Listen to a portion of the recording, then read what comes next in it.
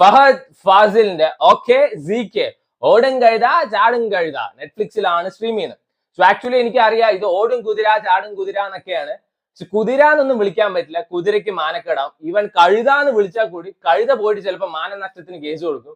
അജാതി ഒരു അവിഞ്ഞ പടം എന്നൊക്കെ വേണമെങ്കിൽ പറയാ, വേണമെങ്കിൽ ഒരു ബൊമ്മ കഴുത എന്ന് പറയാം. അതാണ് ഇതിലും ഭേദം. സോ നമ്മൾ എന്തെങ്കിലും സ്വപ്നത്തിൽ വിചാരിച്ചിട്ടുണ്ടാവും ഫഹദ് ഫാസിൽ ഇജാദ് ഒരു അവരാധത്തിൽ കയറി അഭിനയിക്കുന്നു, കല്യാണി പ്രിയദർശൻ മറ്റൊരു പാൻ ഇന്ത്യൻ സ്റ്റാർ ആവുന്നു? ഇല്ലല്ലോ. അതാണ് ലൈഫ്. ഭയങ്കര അൺപ്രഡിക്റ്റബിൾ ആണ്. അതിന് ഏറ്റവും വലിയ എക്സാമ്പിൾ ആണ് ഈ രണ്ട് പടം. സോ ഇതില് ഫഹദ് ഫാസിലിനെ മാത്രം കുറ്റം പറഞ്ഞിട്ട് കാര്യമില്ല, മത്സരിക്കായിരുന്നു രണ്ടുപേരും കൂടി എത്രത്തോളം വെറുപ്പിക്കാൻ പറ്റുന്നുള്ളത്. ഫഹദിനെ ആരും അഭിനയം പഠിപ്പിച്ചു കൊടുക്കേണ്ട ആവശ്യമൊന്നുമില്ല. എന്നാ ഈ സിനിമ കണ്ടപ്പോ എനിക്ക് കയ്യെത്തും ദൂരത്തിലെ ഫഹദ് ഫാസിലിനെ ഓർമ്മ വന്ന് അന്നൊരു വെറുപ്പിക്കലില്ല. അതാണ് ഇതിലും കണ്ട്. ഫഹദ് കിഡു ആക്ടറാണ്, അങ്ങേരെ ആരും അഭിനയം പഠിപ്പിച്ചു കൊടുക്കേണ്ട ആവശ്യമൊന്നുമില്ല. പക്ഷെ ഇതിൽ അങ്ങേരുടെ എക്സ്പ്രഷൻസ് ഡയലോഗ് ഡെലിവറി ഒക്കെ കാണുമ്പോ അയ്യേ ഇത് എന്തോന്ന് ആ ഒരു ആറ്റിറ്റ്യൂഡാ തോന്നുന്നത്. ഈ ഡെബ്യൂ ആക്ടേഴ്സ് ഉണ്ടാവില്ല, അവർ ഇതിനേക്കാളും നന്നായി. അജാതി വെറുപ്പിക്കലായിരുന്നു. കൂടെ ഒപ്പത്തിനൊപ്പം കല്യാണി പ്രിയദർശൻ ഒരു ബൊമ്മ, ജീവനില്ലാത്തൊരു ബൊമ്മ. എന്തൊക്കെ കോമാളിത്തരം കാണിക്കുന്നുണ്ട്. കല്യാണിക്ക് പറ്റിയത് ആക്ഷൻ മൂവീസ് അല്ലെങ്കിൽ ഫൈറ്റ് സീക്വൻസ് ഒക്കെ ഉള്ള പടങ്ങളാണ്. ലോക, ആന്റണി പോലത്തെയൊക്കെ ഇങ്ങനത്തെ സിനിമ, കുറച്ച് അത്യാവശ്യം ഹ്യൂമർ ഉള്ള പടം അല്ലെങ്കിൽ ഒരു emotion through out the film carry ചെയ്യേണ്ട ഒരു ക്യാരക്ടർ ഒന്നും ആളെ കൊണ്ട് പറ്റില്ല. ഞാൻ എപ്പോഴും പറയല്ലോ മോളിവുഡിലെ പൂജ ഹെഗ്ഡെയാണ് കല്യാണി എന്നാണ്. എന്നാൽ അങ്ങനെയല്ല, പൂജ ഹെഗ്ഡെ റെട്രോലൊക്കെ നൈസായിരുന്നു. സോ അത് വിട്ടു, ആ പേര് ഞാൻ കൊടുക്കില്ല. സോ കൂടുതൽ അങ്ങനത്തെ ആക്ഷൻ പടങ്ങളാണ് കല്യാണിക്ക് നല്ലത്. ഇത് വൻ വെറുപ്പിക്കലായിരുന്നു. 24 മണിക്കൂറിന്റെ ഉള്ളിൽ കം ബാക്കും ഗോ ബാക്കും നടത്തിയ ഒരു ആക്ടറാണ് കല്യാണി. ഓണത്തിന് മറ്റേ ക്ലാഷ് റിലീസ് ചെയ്ത പടമാണ് ഈ ഓക്കെ ZK. എന്നിട്ട് ഇവര് ഭയങ്കര കോൺഫിഡന്റ് ആയിരുന്നു കേട്ടോ.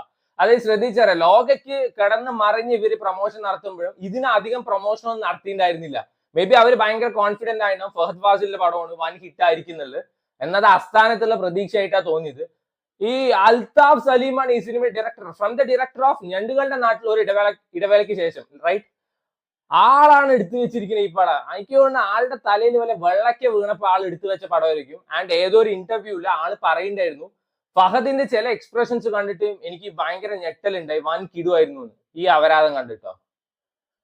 സോ ഭയങ്കര വെറുപ്പിക്കലായിരുന്നു. ഇവരുടെ ഒരു മാങ്ങാ ജ്യൂസും ഒരു അവിഞ്ഞ തൊലിഞ്ഞ ഒരു സ്വപ്നവും തേങ്ങയും മാങ്ങി എത്ര നല്ല നല്ല സ്വപ്നങ്ങൾ കാണാറുണ്ട്. ഇത്രയും തൊലിഞ്ഞ സ്വപ്നം കാണുന്ന രണ്ടുപേരെ ഞാൻ ആദ്യമായിട്ടാണ് കാണുന്നത്.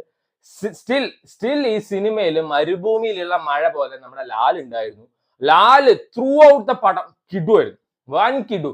ശരിക്കും ഫഹദ് ഫാസിലൊക്കെ ലാലിനെ കണ്ട് പഠിക്കണം, എങ്ങനെ ഹ്യൂമർ ക്യാരി ചെയ്യണം എന്നുള്ളത്. അടിപൊളിയായിട്ടാണ് അങ്ങേര് പെർഫോം ചെയ്തിരിക്കുന്നത്. ഓവർ ആക്ടിങ് വേണ്ട അവിടെ ഓവർ ആക്ടിങ്. ഈ സിനിമ ഡിമാൻഡ് ചെയ്യുന്നത് ഓവർ ആക്ടിങ് ആണ്. പക്ഷെ അത് വേണ്ട കോപ്രായ തരമല്ല കാണിക്കേണ്ടത്. ലാല് കിടിലൻ. എസ്പെഷ്യലി ലാലും ലക്ഷ്മി ഗോപാലസ്വാമിയും തമ്മിൽ ഒരു സീനൊക്കെ ഉണ്ട്, ബോംബോ നൈസ് സാധനമായിരുന്നു. അതേപോലെ തന്നെ ഇതില് സുരേഷ് കൃഷ്ണ വലിയ കുഴപ്പമില്ലാതെ പെർഫോം ചെയ്തിട്ടുണ്ട്. ഈ രണ്ടുപേര് ഫഹദ് ഫാസിലിനെയും അതേപോലെ കല്യാണി മാറ്റിയിട്ട് ഇതില് ധ്യാനും പിന്നെ മറ്റേ ഭക്ഷണത്തിന് പ്രാന്ത് കാണിക്കുന്ന ഒരു കൊച്ചുണ്ട്. അവരെ രണ്ടുപേരെയും വെച്ചിട്ട് ഫുഡ് റിലേറ്റഡ് ആയിട്ടൊരു പടം ത്രൂ ഔട്ട് എടുത്തെന്ന് വെച്ചാൽ ഇതിലും കിടുവായനെ. അവര് നൈസായിരുന്നു.